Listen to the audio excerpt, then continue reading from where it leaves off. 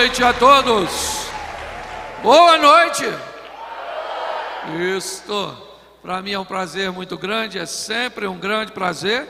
E eu acho que é verdade mesmo que eu estou virando membro. Que eu já estou pregando mais aqui do que lá na igreja que eu pastoreio. Bom, eu sou muito grato pelas oportunidades que Deus tem me dado. E eu tenho certeza de que hoje, nesse horário, eu não deveria estar em nenhum outro lugar que não fosse esse, compartilhando com vocês a palavra do Senhor. Amém? Eu tenho expectativas de que esse ano ainda coisas extraordinárias vão acontecer. Amém? E eu também tenho grandes expectativas que 2021 vai ser o melhor ano da minha vida. Eu não sei da sua, porque eu não posso decidir por você. Eu posso falar por mim, né? E eu vim falar exatamente no mês 9, setembro, não é isso? É, o mês de aniversário da minha mulher. Glória a Deus, não sei se isso vai dar sorte ou azar, né, também. Eu, na última vez que estive aqui, eu falei sobre a preocupação que a vista mal posicionada pode comprometer a visão. Nós precisamos entender que não andamos por vista, nós andamos por fé. Nós precisamos entender que, independente de tudo aquilo que está ao nosso redor, Deus está onde sempre esteve, no controle de tudo. Eu falei uma história aqui, quero repetir para fazer uma introdução dessa mensagem. Um homem entra no metrô em Nova York com seus 2 filhos. E assim que as portas do metrô se abrem, esses 2 meninos então começam a correr dentro do vagão, de um lado para o outro, batendo nas pessoas. E aquilo começou a incomodar os passageiros. O pai do menino estava sentado e não falava nada. E os meninos corriam para lá, corriam para cá, caíam em cima de um, caíam em cima de outro. E aquilo criou um mal-estar tão grande nas pessoas, que um homem resolveu abordar o pai e disse: você não está vendo o que os teus filhos estão fazendo?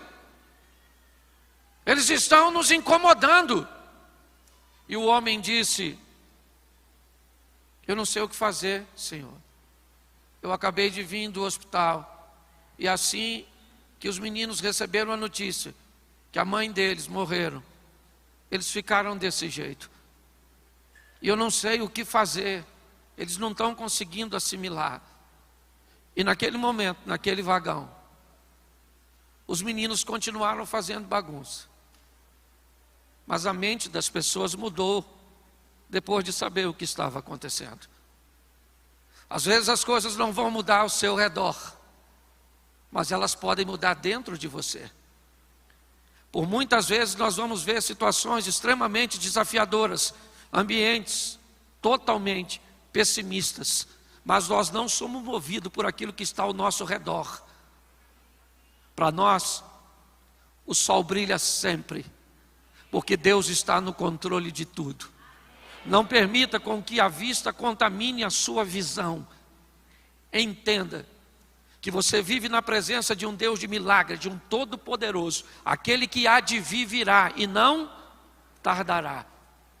Hoje muitas pessoas têm dificuldade de mudar a sua história por causa de uma mente aprisionada, por causa de uma visão, sabe, extremamente limitadora. E eu quero compartilhar com vocês, é uma reflexão rápida.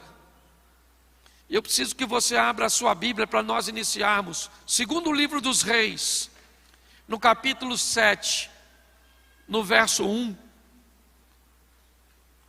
Segundo livro dos Reis, capítulo 7, verso 1, diz assim: então disse Eliseu: ouvi a palavra do Senhor, assim diz o Senhor: amanhã, quase a este tempo, haverá uma medida de farinha por um ciclo, e 2 medidas de cevada por um ciclo à porta de Samaria.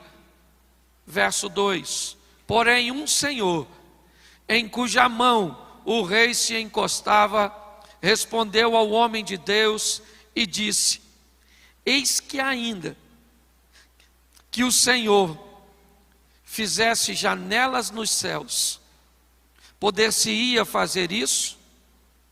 E Eliseu disse: eis que o verás com os teus olhos, porém disso não comerás. Feche seus olhos por um momento. Senhor, continua falando conosco. Usa-me como um canal de bênção nesta hora, pelo poder do nome de Jesus. Amém. Glória a Deus. Amém. Eu quero começar essa mensagem com aquilo que está acontecendo neste lugar. Nós vamos ver o estilo de vida que Eliseu resolveu viver, suas experiências exponenciais, extraordinárias, acima da média, é verdade. Mas ele deixa aqui um alerta para todos nós. Samaria estava cercada, uma situação que havia se agravado muito, mas muito. Num dos momentos o rei está passeando, está dando uma volta e ele encontra uma mulher que traz para ele uma questão pedindo ajuda. E ele diz: o que eu posso ajudar você? Como eu posso te ajudar? Todos nós estamos numa situação extremamente difícil. E ela disse: eu preciso da sua atenção. Está vendo essa mulher aqui que está do meu lado? Eu combinei com ela que nós comeríamos o meu filho ontem, e depois nós comeríamos o dela. Nós comemos o meu filho, e agora ela escondeu o dela, para que nós não comamos. Neste momento, o rei fica consternado, ele não sabe o que fazer, e era esse o ambiente que essa história está envolta. Um ambiente onde os olhares não viam saída, onde as perspectivas não eram boas. Mas neste momento uma palavra profética. Alguém vai se levantar para falar a favor do futuro. Alguém vai falar uma palavra extremamente oposta à realidade de tudo aquilo que está acontecendo. O profeta se levanta para profetizar, para dizer algo para o amanhã. Ele está guiado por Deus, e a mensagem é: amanhã, a esta hora, o alimento vai estar à disposição de todos, acessível a todos. E nesse momento, alguém da diretoria do rei, alguém da cúpula, não consegue enxergar isso. E Eliseu diz: assim diz o Senhor, amanhã, a essa hora, a comida vai estar disponível e acessível para todos. E este homem diz: ainda que o Senhor fizesse abrir janelas dos céus, isso não poderia acontecer. Eliseu diz: por causa disso, você vai ver, mas não vai comer. Me parece que a Bíblia está dizendo que, se nós não crermos, não merecemos fazer parte. Se nós não tivermos coragem de agir de forma contrária, oposta a tudo aquilo que nós estamos vendo e ouvindo, nós não merecemos viver num ambiente de milagres. Nós não merecemos ver se cumprir na nossa vida. É o que ele diz para este homem aqui: eis que o verás com os teus olhos, porém, disso você não vai comer. Se você não é capaz de crer, de acreditar que Deus vai fazer, vai realizar, você não faz parte, você não merece fazer parte disso. E o homem é colocado numa posição, certo? No momento em que a multidão descobre que a comida está disponível, e ele acaba morrendo pisoteado. Eliseu é alguém que vai nos dar uma grande lição, e é sobre ele que eu quero conversar com você hoje. Alguém que foi capaz de entender que o impossível podia se tornar viável se Deus estivesse no controle. Eu não sei o que você precisa, eu não sei o que você sonha para seu futuro, o que você pensa para a sua vida profissional, eu não sei qual é a sua realidade atual. Talvez no olhar humano ela seja extremamente desafiadora, um ambiente praticamente sem saída. Mas eu queria lembrar você que o Deus que você serve é um Deus do impossível e Ele pode fazer. Você está num ambiente de milagres e nós estamos lançando uma palavra para o seu amanhã. E quem crê, viverá. É assim que funciona. Nós precisamos amadurecer.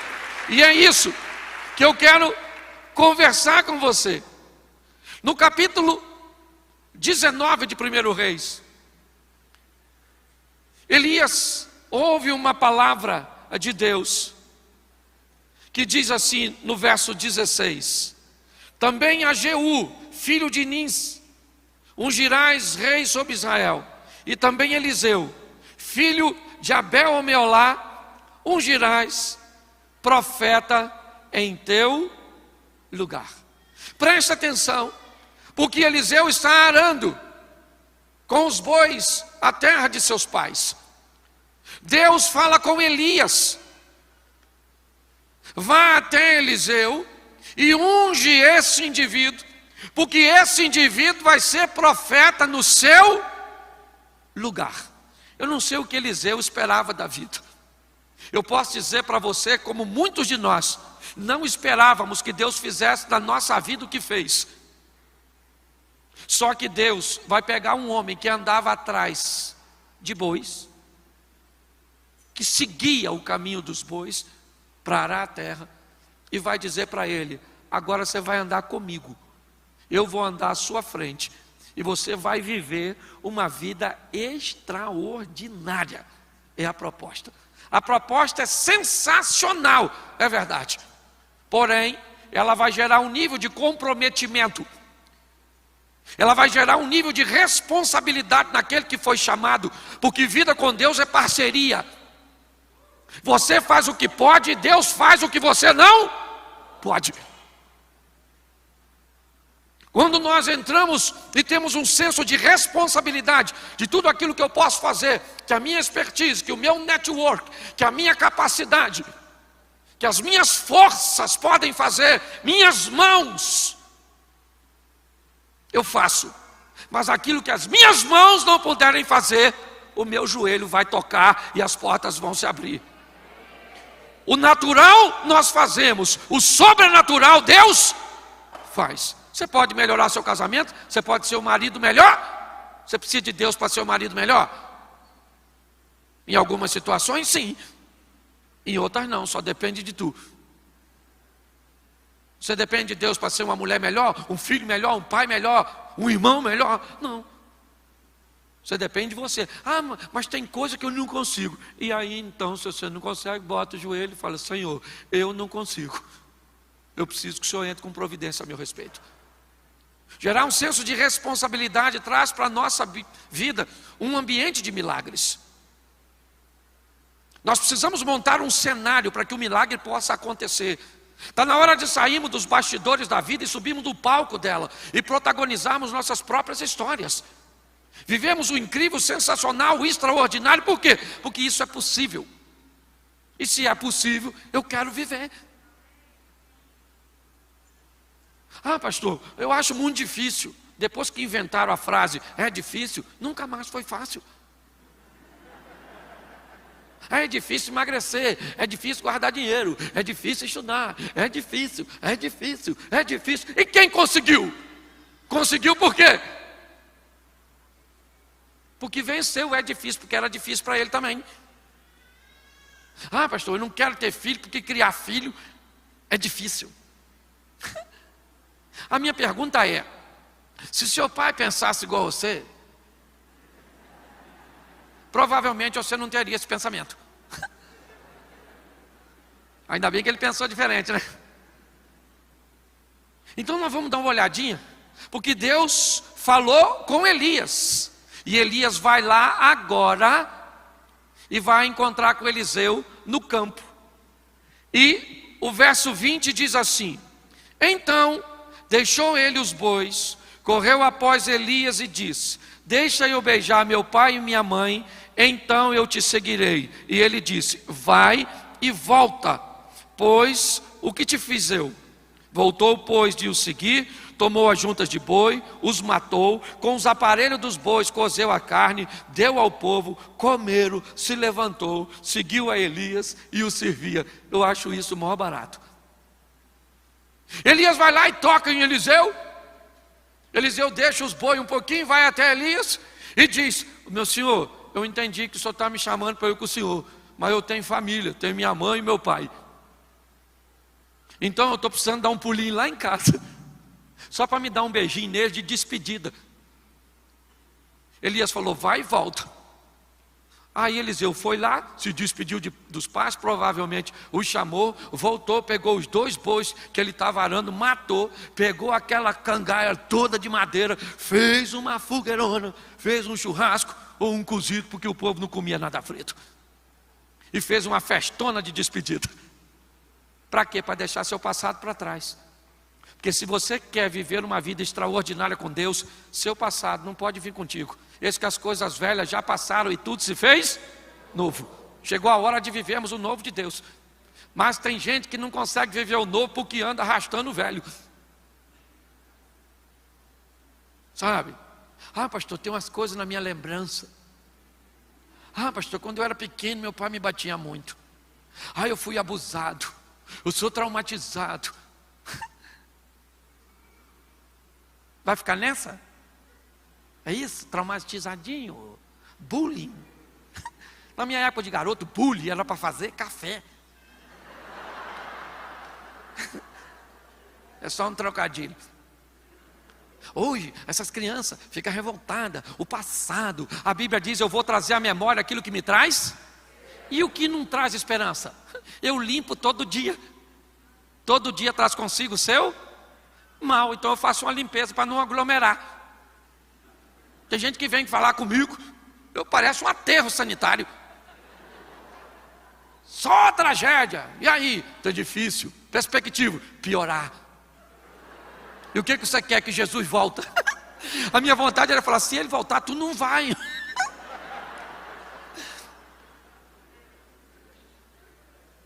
Então que história é essa? Nós temos ouvido muito isso aqui. Está na hora do céu vir para a terra.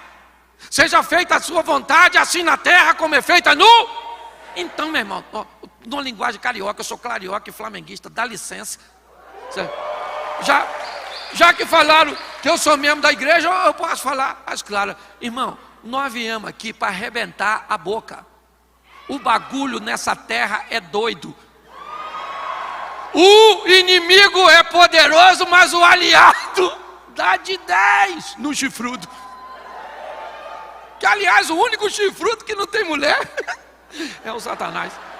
Nem sei como é que ganhou o chifre. Escute só. Nesse ambiente de pandemia, Deus está te dando a oportunidade de viver o incrível, o sensacional, o extraordinário. Pare de olhar as coisas de uma forma fatalista. Mas você quer viver uma vida com Deus? Pega esse passado seu e taca fogo nesse troço. Faz uma festa de despedida. O que é o casamento? O casamento é uma festa de despedida.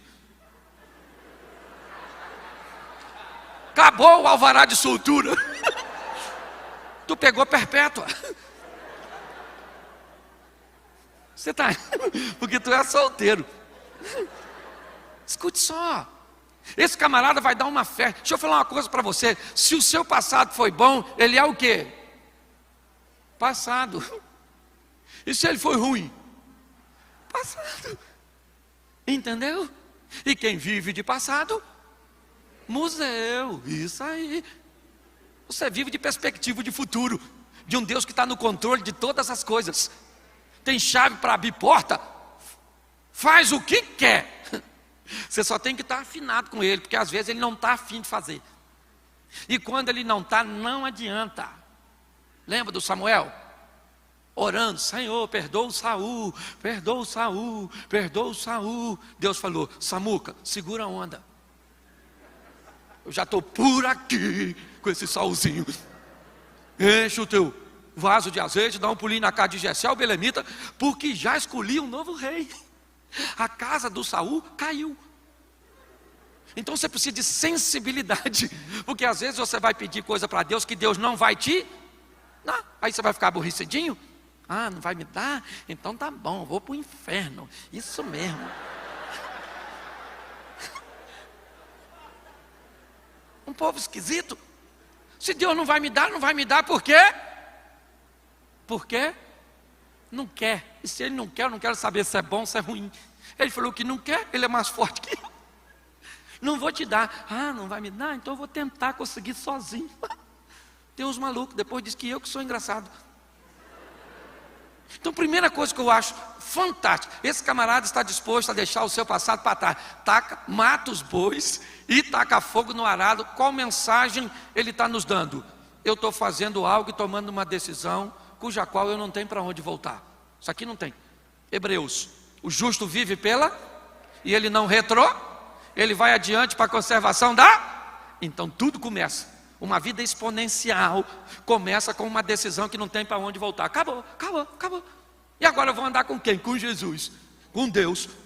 E se Ele me der tudo, estou com Ele. E se não me der nada, também estou. E se eu estiver feliz, estou com Ele. E se eu estiver triste, estou com Ele. Não tem mais volta. Acabou, querido. Já era. Entendeu? Mas tem gente que não taca fogo nos aparelhos, não mata os bois. Então ele tem para onde voltar. Já viu uns irmãozinhos que vai e volta? Você chega perto do carnaval, desvia. Chapa o coco, toma os negócios, pega umas donas. E uma mulher feia. Tem uns caras que vai para o inferno por um motivo ruim. Ainda tem isso. Não. Você está rindo, mas é sério. Não é você, né? Escute só. Ele está dizendo para mim e para você. Você quer viver uma vida extraordinária? Entenda que o passado precisa ficar para trás. Você já ganhou muito dinheiro, hoje não ganha mais, isso é passado. Você já sofreu muito, isso é passado. Ah, pastor, eu me decepcionei. Me casei com um homem que me fez sofrer. E agora? Nunca mais quero saber de homem. Nossa. Por quê? Porque os homens são tudo igual. Eu falei para a dona, a senhora conhece os homens tudo já? Está rodada, hein, dona? Os homens é tudo igual? Ela falou, você é bobo, pastor, não estou falando nada disso. Eu falei, nem eu só segui o texto. Então deixa eu falar uma coisa para você. Eu não sei se o seu passado for ruim, eu sei que Deus é bom. Eu não sei se alguém te machucou, eu sei que Deus cura. É assim que funciona. Se eu contasse meu passado para você aqui, você ia embora chorando. Ia dormir hoje de luz acesa. Sim. Certo? Porque tem gente aqui que eu sei que a sua vida deve ter sido muito difícil. Mas não matou você. Teve gente que a vida nem foi tão difícil e morreu de Covid esses dias. Olha como é que você está na vantagem. Ele assume um compromisso, é verdade, de não ter para onde voltar. É uma via de mão única. Ele vai. E é assim, é isso que nós assumimos com Deus. E é nesse ambiente que Eliseu vai viver o extraordinário, o fantástico, o sobrenatural. Quando nós chegamos no capítulo 2 de 2 Reis, Elias está partindo, é aquela reta final do Elias para ser levado aos céus. E o verso 1 diz que quando Elias estava para ser levado aos céus, ele estava em Gilgal, ele chama Eliseu e diz: Eliseu, fica aqui porque o Senhor me enviou a Betel. Eliseu diz: tão certo como vive o Senhor e vive a tua alma, que eu vou contigo. Olha que beleza. O ponto de partida da reta final é Gilgal. Em Gilgal o povo foi circuncidado. Em Gilgal o povo fez uma aliança. Porque se nós queremos viver o extraordinário com Deus, precisamos assumir um comprometimento. Eu vou parar de pecar, ou diminuir minha margem de erro, ou então errar só em coisa assim que é fácil de consertar. Certo? Ah, errei o caminho. Às vezes você nem precisa de Deus, só o Waze. Errei na receita do bolo, é só jogar fora e fazer. Errei na escolha do cônjuge. Hashtag chupa essa manga. Que tem coisa que você pode errar, que dá para consertar com facilidade. Nós temos que assumir um compromisso, uma aliança com o Deus de Israel, como disse Ezequias, para que se desvie de nós o ardor da sua ira. Agora me tem vindo ao coração, é o que disse Ezequias. Se nós entendermos que o ponto de partida é uma aliança, onde o pecado perde força. A cada dia que passa, nós pecamos menos. Porque nós vamos de glória em glória, de fé em fé. Porque aquele que peca é escravo do... Por isso que... Por que a Bíblia diz que quem peca é escravo? Porque aí o pecado domina essa pessoa. Ela não quer pecar, mas peca. Ah, pastor, quando eu vi, eu já tinha feito. É mais forte do que eu, porque o pecado é seu senhor. Ah, pastor, mas é tão difícil, não é? Você acha que é um complô contra você? Que você é a última bolacha do pacote? É difícil para todo mundo. Todo mundo. Mas pastor, então como é que eu paro de pecar? É só trocar de senhor. Deixa de ser escravo do pecado. E entenda que o Filho de Deus subiu à cruz do Calvário e pagou um preço para ser seu senhor. Ele foi lá para te comprar, porque para você mudar de senhor, alguém tem que te comprar do senhor antigo. E foi isso que Deus fez, nos dando a oportunidade de sermos livres. Se o Filho vos libertar, verdadeiramente seremos livres. Enquanto o pecado me obrigava a fazer o que ele queria, o Filho me liberta e diz: você tem o direito de escolher. Nós precisamos desse comprometimento, dessa aliança com Deus. Mas Elias disse para Eliseu: fica aqui porque o Senhor me enviou a Betel. Eliseu falou: eu não, eu vou para Betel junto contigo. Elias olhou: vamos para Betel. Chegaram em Betel, ficaram ali um tempinho. Elias falou para Eliseu: fica aqui porque o Senhor me enviou a Jericó. A palavra Betel tem o contexto de casa do pão, casa de Deus. Tem algumas traduções, eu queria aplicar ela hoje como igreja. Porque tem situações em que pessoas assumem um compromisso e não agem mais nada. Acha que aquilo é o suficiente para levar uma vida com Deus. E paralisa ali. Fica detido naquele ambiente. Mas tem pessoas que são paralisadas na casa de Deus. Às vezes se aborrece com outras pessoas, ficam decepcionadas, sabe? Ah, pastor, me feriram. Eu agora sou um desigrejado. Sabe, não gosto. Na última igreja por onde eu passei, puxaram o meu tapete. Senta. Você tem problema com tapete? Senta que tu nem cai quando alguém puxar. Tu vai junto, garra. Pode até puxar, mas me leva junto. Porque pensa num lugar desafiador que nós temos que vencer, que senão paralisa a pessoa. Igreja tem fofoqueiro?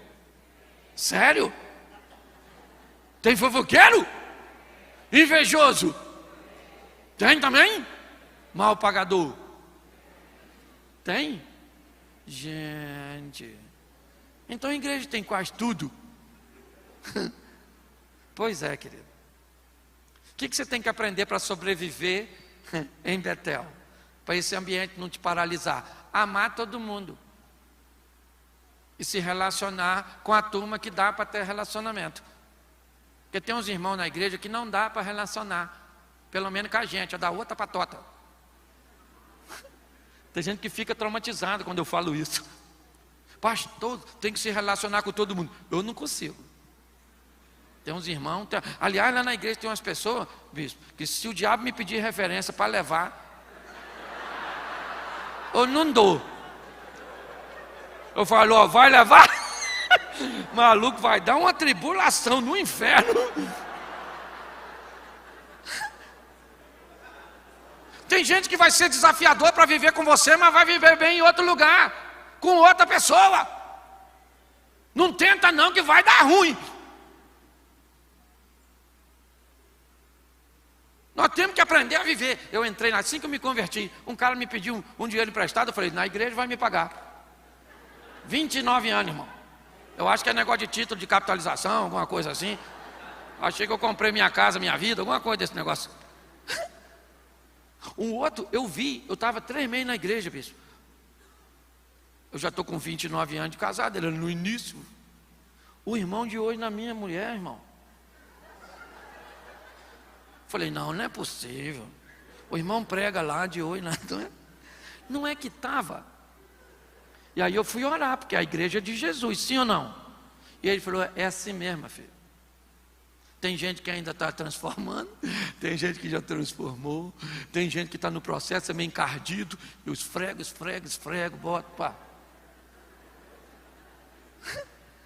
Então, se você quer andar em alta performance, quer viver uma vida exponencial e ainda está com dificuldade de viver com gente, está na hora de você mudar ou dar um upgrade aí nas suas habilidades de se relacionar. Porque Elias disse para Eliseu, fica em Betel. Eliseu falou, ó o dedinho, ó, o profetinha. Eu taquei fogo no meu boizinho, matei a parada toda, não tem para onde voltar, e você fica mandando eu ficar? Fico é nada, eu vou com você para Jericó. É Jericó? Vamos embora. Chegaram em Jericó. Lá Elias falou o quê? Fica aqui porque o Senhor me enviou o Jordão. Eliseu falou, eu vou também. Eu fico pensando se sou eu, se eu já não tinha falado para Elias, ô irmão, tu não quer que eu vá? Toda hora ficar falando, fica. Porque me parece que na caminhada cristã, volta e meia, nós enfrentamos um obstáculo dizendo para mim e para você, pare. Nós não queremos que você vá adiante.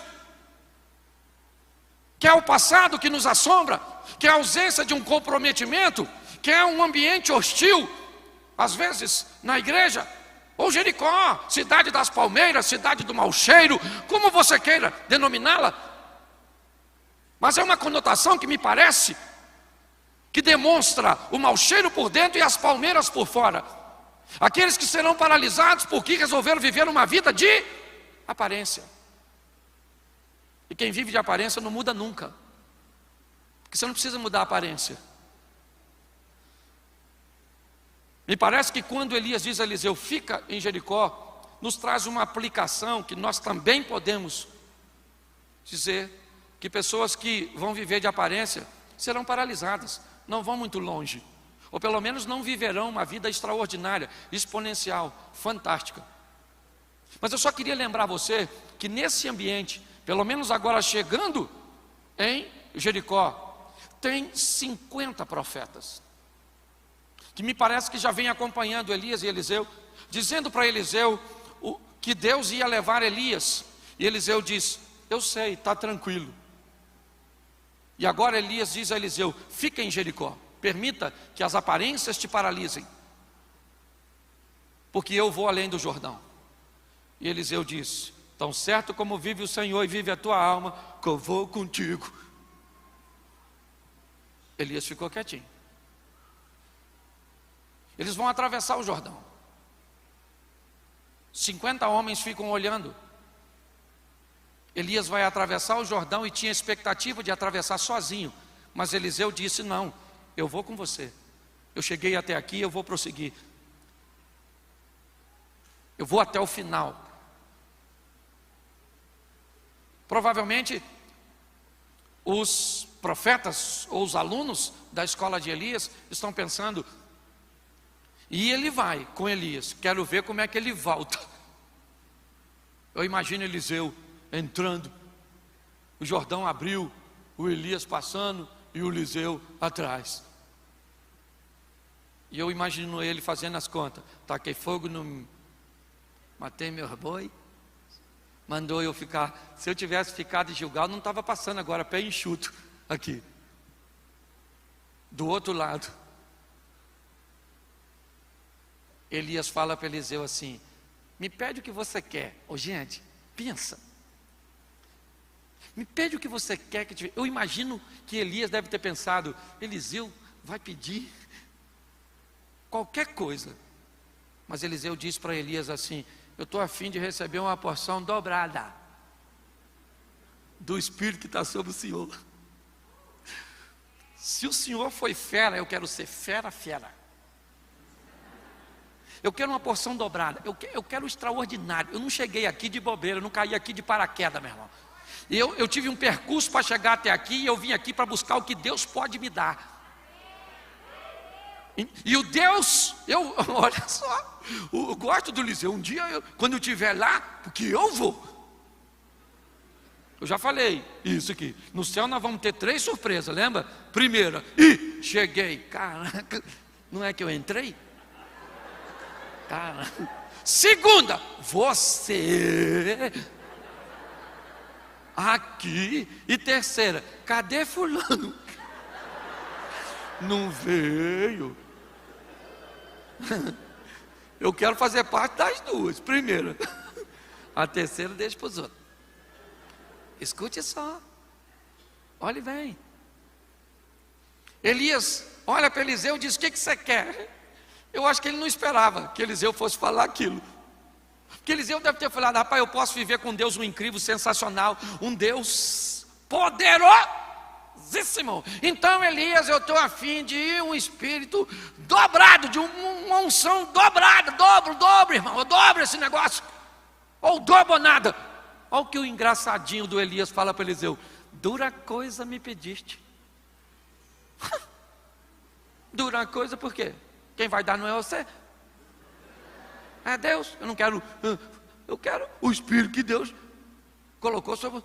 Elias falou: dura coisa me pediste, mas se você me ver quando eu for levado, isso vai te suceder. Eliseu pensou: queridinho, se eu não te deixei até agora, é agora que eu não saio perto de tu. Aí a carruagem, objeto voador não identificado, a carruagem estacionou.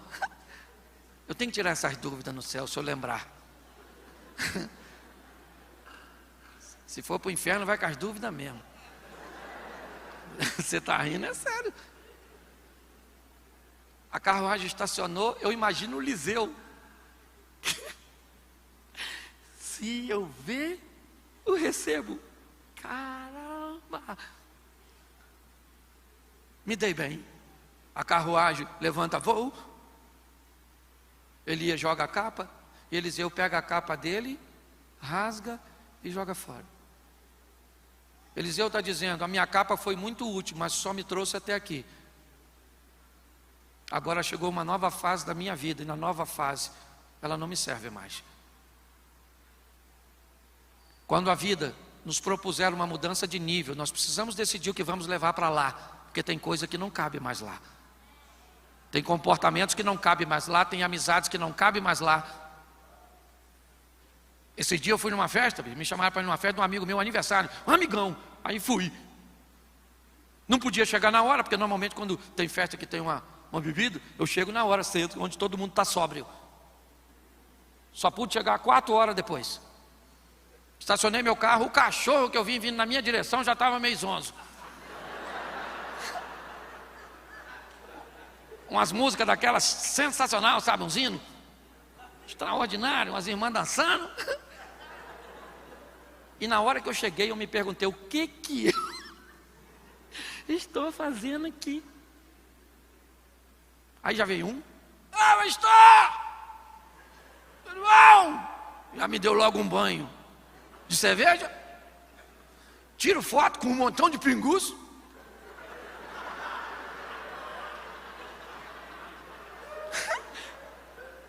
Aquilo não era ambiente para mim.